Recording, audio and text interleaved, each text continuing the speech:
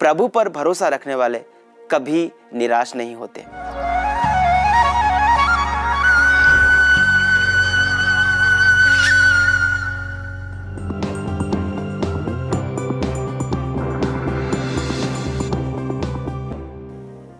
आत्मदर्शन के सभी दर्शकों को मेरी ओर से प्यार भरा जय यीशु। मित्रों, आइए आज हम मनन चिंतन करें नबी दानियल का ग्रंथ अध्याय 3 पवित्र वचन संख्या 25 और 34 से लेकर 43 तक। यहाँ पर हम एक प्रभु भक्त व्यक्ति जिसका नाम है अजरिया, उसकी प्रार्थना के बारे में पढ़ते हैं। वह संकट की घड़ी में, अत्याचार की घड़ी में प्रभु से प्रार्थना करता है और वह अपना पूरा भरोसा प्रभु के ऊपर रखते हुए कहता है, क्योंकि तुझ पर भरोसा रखने वाले कभी निराश नहीं होते। जी हाँ प्यारे मित्रों, प्रभु पर भरोसा रखने वाले कभी निराश नहीं होते।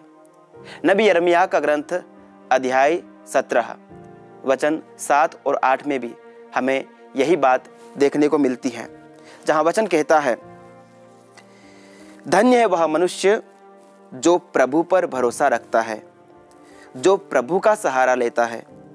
वह जल स्रोत के किनारे लगाए हुए वृक्ष के सदृश है, जिसकी जड़ें पानी के पास फैली हुई है। वह कड़ी धूप से नहीं डरता, उसके पत्ते हरे भरे बने रहते हैं, सूखे के समय भी उसे कोई चिंता नहीं होगी। यानी विकट परिस्थिति के समय भी ऐसे व्यक्ति को कभी चिंता करने की जरूरत नहीं है। चाहे अत्याचारियों का झुंड उनके ऊपर टूट पड़े, चाहे निराशा के बादल उनके ऊपर टूट पड़े, उसे किसी बात की चिंता करने की जरूरत नहीं, क्योंकि उसका भरोसा, उसका ट्रस्ट ईश्वर में है। क्योंकि प्रभु सब कुछ का स्रोत है, प्रभु सर्वशक्तिमान है। यदि सर्वशक्तिमान में हमने अपना भरोसा रखा है, अपनी आशा, अपनी उम्मीद रखी है, कौन दुनिया की ताकत है, दुनिया की कौन सी ऐसी ताकत है जो हमें निराश कर सकती है, जो हमें तोड़ सकती है। दुख संकट के समय हमारे ऊपर जब विपत्ति आ जाती है तो हम किस पर भरोसा करते हैं? घोर बीमारी के समय, लाइलाज बीमारी के समय हमारा भरोसा किसके ऊपर रहता है? हमारे रुपये पैसे के ऊपर, धन दौलत के ऊपर, किसी बड़े डॉक्टर के ऊपर, किसी इंसान के ऊपर, या फिर ईश्वर के ऊपर? सारे साधन संसाधन ईश्वर के द्वारा हमारे हित में ही उपलब्ध कराए जाते हैं, लेकिन हमारा भरोसा सिर्फ इनमें नहीं होना चाहिए।